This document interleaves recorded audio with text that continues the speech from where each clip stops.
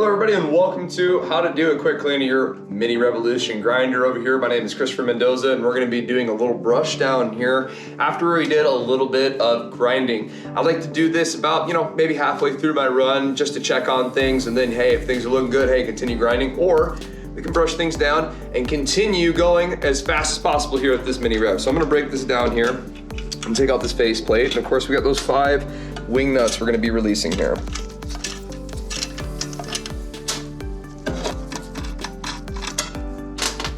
Now you notice I am having my hand on the hopper here still. I want to maintain this pressure against the machine so I don't just lose this front piece right into my material, or smash my hands or anything else like that too. Always important to be as safe as possible when doing this. I'm just going to release this here, and we see that there was some stem and some product down there that I don't want in my batch.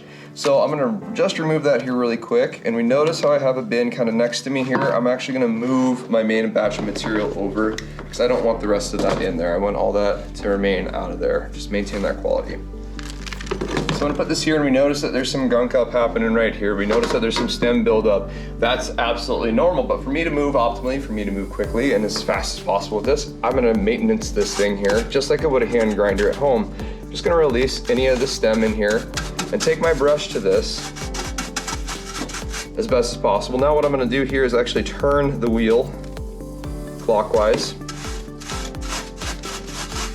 and just continue brushing through these holes. And typically I'll use like a lacquer brush here. Basically this is a 4-inch brush.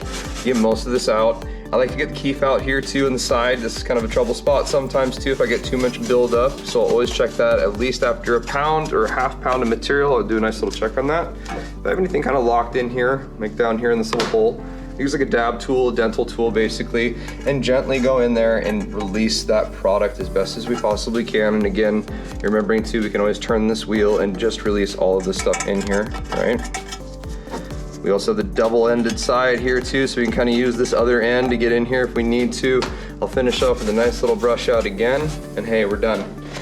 As simple as that, guys. We did a quick maintenance on our mini revolution grinder to keep it going as fast as possible. A little tip for you too, cooler room the better. These things can go down to about, I'd say comfortably 34 degrees, so we can go into a cooler environment and grind. Keep us grinding faster and longer, keep heat buildup from happening here too, guys.